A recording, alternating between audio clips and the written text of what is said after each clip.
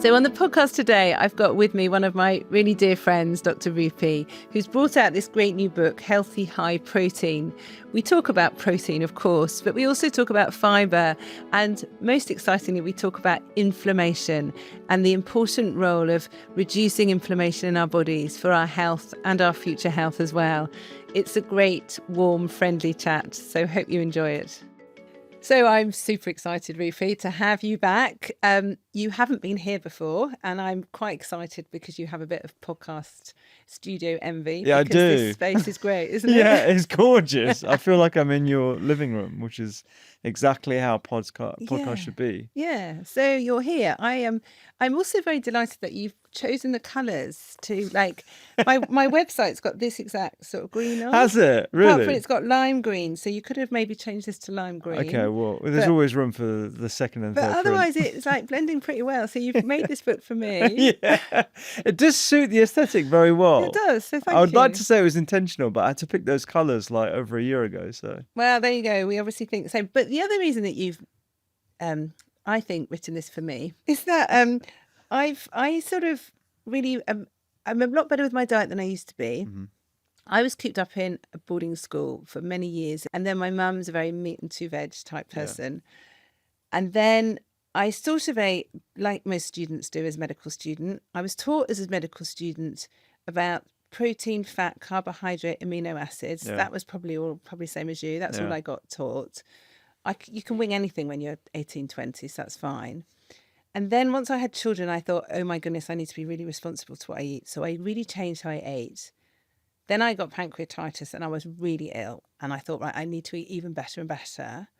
And that's helped me like mentally, physically, like migraines, everything else. But then I thought, I don't really enjoy meat. I've been brought up with meat and two veg.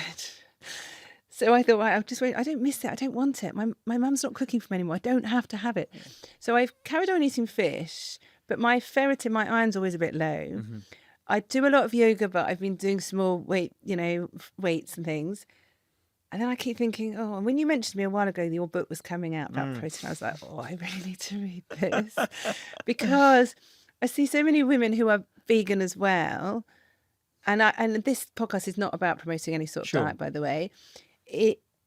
And they think they're doing really well, but they're not having enough protein. Or there's other people that just are having so much protein, they're forgetting all the other sort of basic food groups. And like food is, in my mind, like the most important medicine. But I feel really cross that I wasn't taught enough about nutrition. Yeah.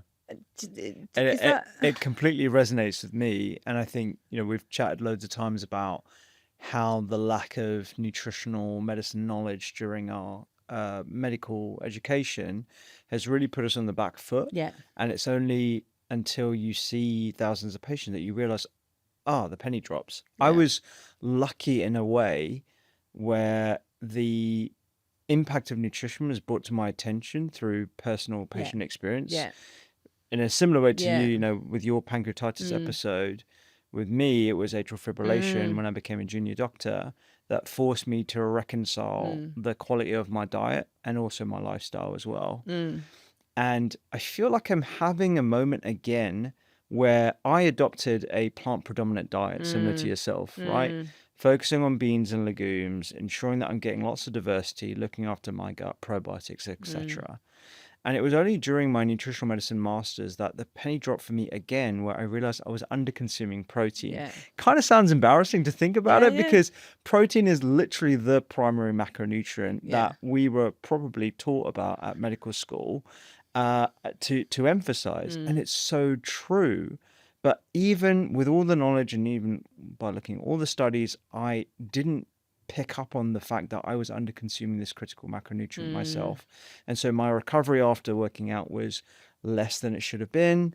My energy levels, my focus, all that kind of stuff could have been improved by just doing the simple act of increasing protein. And also this kind of forced me to realize that the guidelines that we have around protein today are far too low, and in a similar way to the drum and the message that you've been going on and bringing to everyone's attention, those studies that determined the protein requirements from like 30 or 40 years ago were done on young males using metabolic ward studies. Great, Yeah. very impressive in terms of the accuracy, but it's not reflective of the population, nor is it reflective of different life stages. And looking at the research, and I'll get off my soapbox in a second here, but looking at the research over the last 5 to 10 years, it's abundantly clear that we should be reassessing those protein guidelines, particularly for women, particularly postmenopause, and particularly for the older adult population as well. The other thing is, though, like about protein, there's different types of protein. Like it's a bit like me talking about hormones. There are natural hormones that we produce ourselves. When we prescribe HRT, hormone replacement therapy, we give exactly the same, like for like.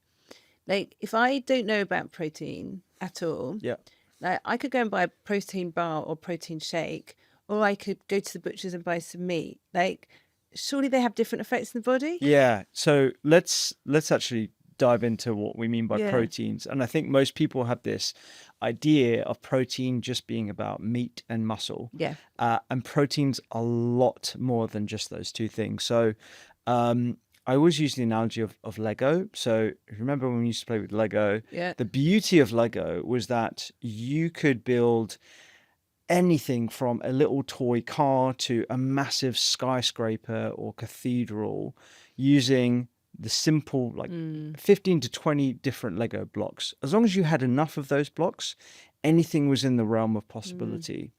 So Lego are the building blocks in the world of toys, in the same way proteins, or more specifically amino acids, are the building blocks in the world of the building blocks in the world of biological materials. So simple proteins like linear structures where you just put amino acids in a long chain are simple amine hormones, as an example. Make that a little bit more complicated and you build a 3D structure with some amino acids. You've got enzyme receptors, enzymes themselves, you've got bigger hormones. Make even bigger structures with the same amino acids. Then you've got things like muscle, yes, but also bone, nail, all these different organs. So the magnitude of protein and its use in our body is much more than muscles. And in fact, when you consume protein, only 25% of that protein goes towards muscles. The vast majority of it is going for all those other biological materials and processes in our body that we don't really make the connect with protein. But it also helps with energy, doesn't it? It helps the mitochondria to work. Absolutely. It helps our immune system. It's a really important. I think people think you eat it and you build muscle. Exactly. And you only need it if you're exercising. Exactly. Somehow. Yeah. And the reality is we all need protein for all these other support systems. I'm not saying that you're like going to magically build a brand new spanking immune system or new hormones. If you eat enough protein, it's part of the puzzle. It's part of all the other lifestyle factors that you talk about as well. But it is critical to at least appreciate that protein is much more than just muscle building and for bodybuilders. And the fact is, when you look at population data, there is this sort of myth out there that we eat enough protein at a population level. If you're looking at the lower amount of 0.8 grams per kilogram of body weight, then yes, we definitely meet that threshold. The majority of us do. When you look at the threshold that I believe should be the minimum of 1.2 grams, the vast majority of people underconsume protein. And protein you can get from multiple different sources as well. So I've addressed the muscle myth. The meat myth is another thing that I think we need to address as well. Because whilst it is true, chicken, fish, lean red meat are great sources of protein. They've got all these 9 essential amino acids in good amounts that people always look at when we try and assess the quality of protein products. We also have those same amino acids in things like nuts, seeds, even things like raw cacao. You've got them in beans, you've got them in lentils, you have them in whole grains. You do have them in all plants as well, but in much lower amounts.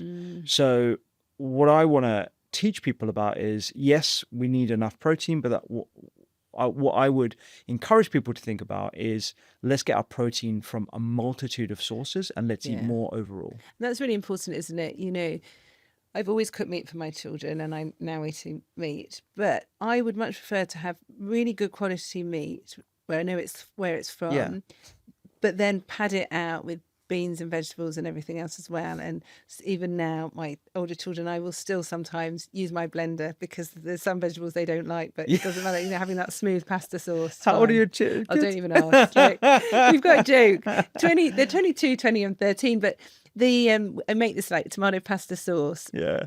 And I've made it for them for years, and I always batch cook and put it all in the freezer, so nice. They come and we can add lots of stuff to it. But I just put any vegetables under the sun in it with tomato and basil and parmesan, so it's quite sweet. Beautiful. Blend it all up. Yeah. I have no idea what it's just brilliant. It's just a great hack. But also, like if I'm doing mincemeat, I will put in lentils. I will put in like diced, I don't know, whatever's in the carrot, sweet potato. It doesn't really matter. It just all goes in there. Yeah. So it means that because meat's really expensive, I'm spending less on my meat because it's going a really long way. Because actually, it's a bit like, it's saying protein is not the same. Like this, chicken breast is not the same depending on where you buy it from. Yeah. And there is a problem, isn't there, with the farming, where the meat's coming from. People think vegetables are better, but then it depends what pesticide, where they grow. Yeah. And it's really hard, actually, isn't it? Yeah. When you try and really work out, I want to have as natural as possible. Yeah, we'll go into like the amounts that people should be consuming in a little bit, but to address that point, I have a very simple formula that I like to tell people about so they can increase their protein without necessarily increasing their meat consumption. So I would start off with, it's like a 3-step plan with any meal. You want to start off with a core protein source. Yeah. You can choose whatever that core protein source is. If you eat fish, it could be cod or hake, it could be chicken, it could be lean beef mince. If you're vegan or vegetarian, it could be eggs, it could be tempeh or tofu. Think of a core protein source that is typically quite high in protein. All of those ones that I've just mentioned are around 20 grams of protein per 100 grams of product. That's your core protein. Then you want to have a plant-based partner. A plant-based partner can be things like legumes and beans. It could be like tahini, peanut butter. These are all great things that you can just put into stews and casseroles to bolster up the protein content ever so slightly whilst adding some texture as well. And then you want a protein topper. Your protein topper could be pumpkin seeds, it could be peanuts, it could be shelled hemp seeds, for example. These are all quite high protein as well. I mean, you look at like some really interesting dishes from around the world, particularly from Southeast Asia, India, where a lot of my cooking inspiration comes from. They have this kind of formula. They have a core protein, they have plant-based protein, so you're blending different proteins together, and they always have a topper, and it's, like peanuts in the top of pad thai, for example. You see this like pattern every now and then, and it's just a very easy thing for people to get their head around when it comes to increasing protein without having to rely on just increasing the chicken or increasing the fish. Yeah, so that meat and 2 veg is really just gone, and it is great because even when I have a salad and I'm quick and I just get some rocket or something, I always put pumpkin seeds. It tastes nicer for a start. It just lifts it, doesn't it? Yeah, totally. And actually, like, seeds and nuts are expensive, but often I'll like chop the nuts myself, so it makes it a bit cheaper. But they do go quite a long way because you can't eat that many of them without feeling full. Yeah, totally. And like there are cheaper ones like sunflower seeds. There are some seeds that you can buy in bulk as well, organic. You can ensure they're from a pesticide-free source. One other tip that I always say is if you are using bulk buying of seeds and nuts, you might want to just gently roast them to get rid of any mold that could be lingering around. The other thing, and I talk about this in the book actually, to make the most out of your nuts, seeds and grains in general, soak them. So soaking, which is an ancient technique that all cultures have, my mum always bangs on about soaking to me, soaking lentils and all that kind of stuff. You're essentially starting that germination process, and it releases some of those amino acids, so it makes them a lot more bioavailable. It's an extra step. So if you've got some raw almonds, for example, soak that in fresh water, take it out leave it overnight. The next day, leave it to dry in like either a low oven or on the counter when it's summer, and then you've got slightly more protein per almond just by that one little thing. No, that's really good, isn't it? And you've got your protein calculator. Yes, you can get it from the book, but it's also online as well. Yeah, it's free. It? It's free. I really want people to know their number. Yeah. And I want to be careful about, healthy eating and an obsession with healthy eating, also known as orthorexia. I want people to be good guesstimators of how much protein there is on a plate. So I can look at a plate and I can make a judgment as to whether, this has got 20 grams or 30 grams. I want people to sort of hone that skill. But I think it is really important to know what your number is. Yeah. So for me, as someone who works out when I can with a newborn, but works out most days, I'm otherwise fit and healthy. I don't have any particular aspirations of being a bodybuilder.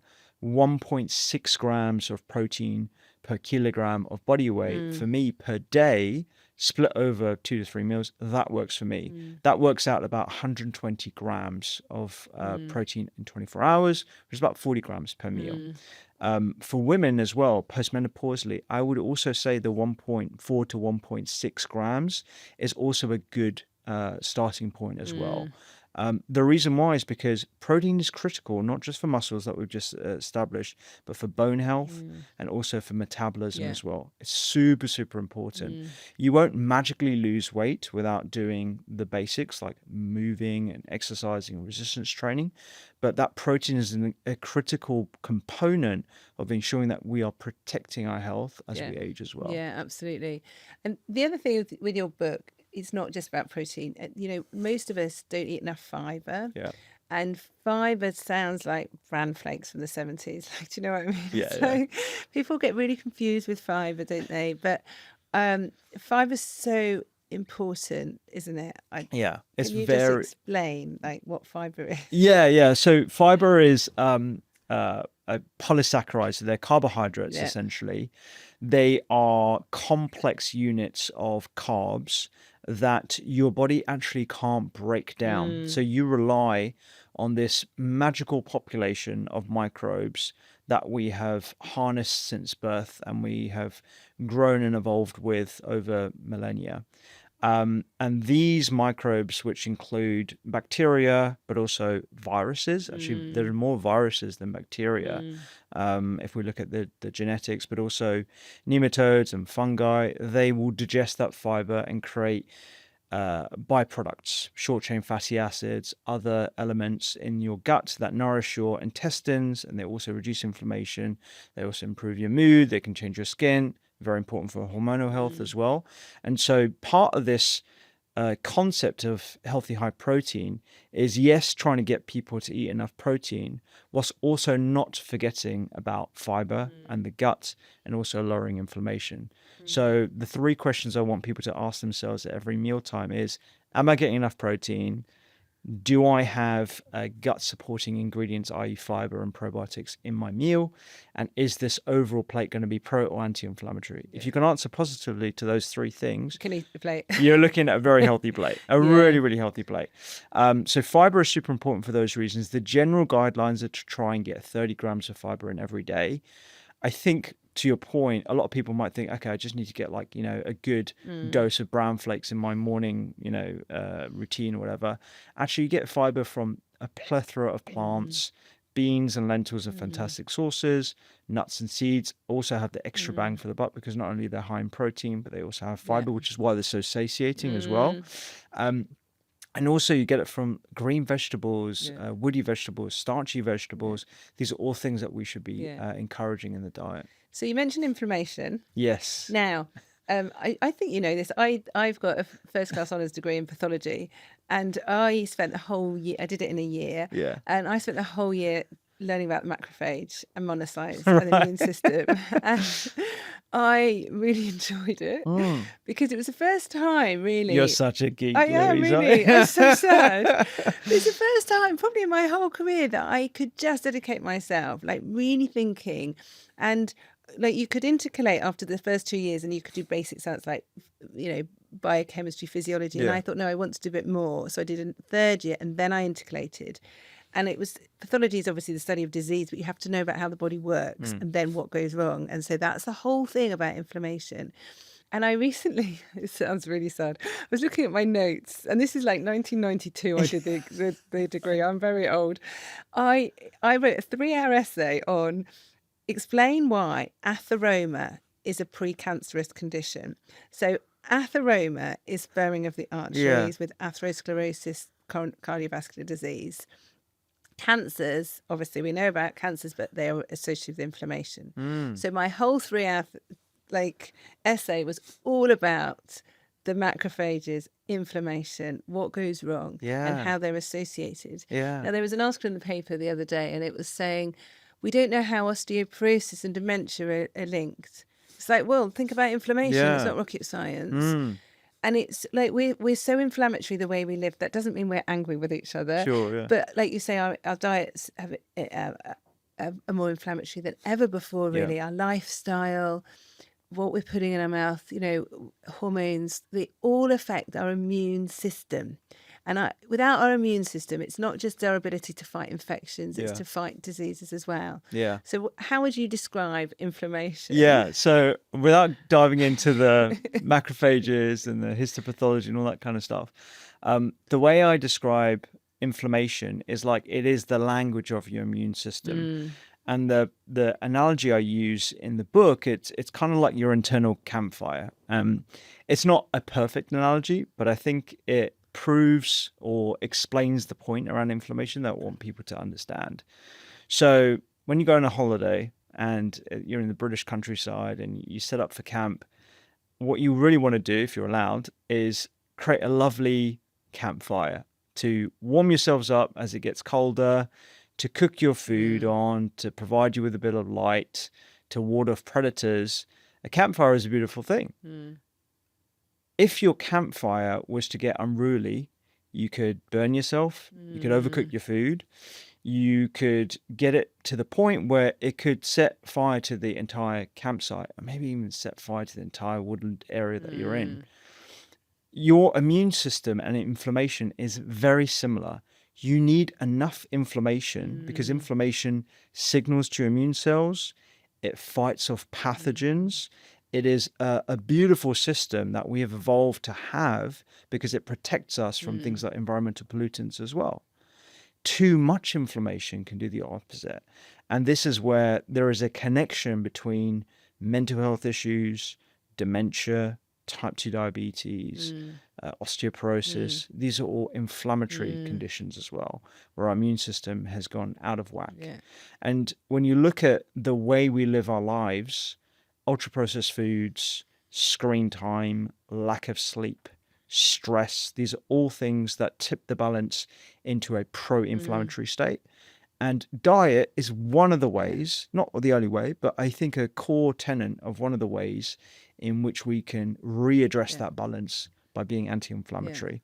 And the way in which we do that is, yes, supporting our gut using fiber and probiotics and all the rest of it, but having an antioxidant rich diet that is varied as well. Berries, greens, nuts and seeds, oily fish, these all contain things like fats and resolvins, and they're just wonderful ingredients that will put that balance back into our favor. And I think it's never been more important to really think about inflammation in this way, because the links between all these different conditions like you alluded to have never been more apparent. And I think the power that we have to influence inflammation with our diet is there. And I want people to understand that whilst this is a book primarily about protein, I'm not forgetting about our guts, and I'm not forgetting about inflammation as well.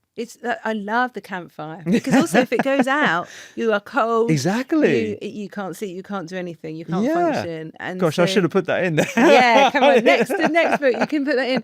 But I think it's really interesting because our immune cells are so important. And one of the things I learned a lot in this year was about how they can become pro-inflammatory. So it's not just you switch them on or off; they can work against you, like that campfire going out of control.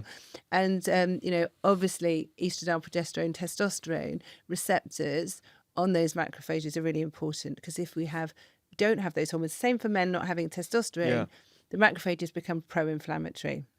increased inflammation, campfire goes out of control. You know more than anyone, being a fairly new father, is you don't have much time to like cook.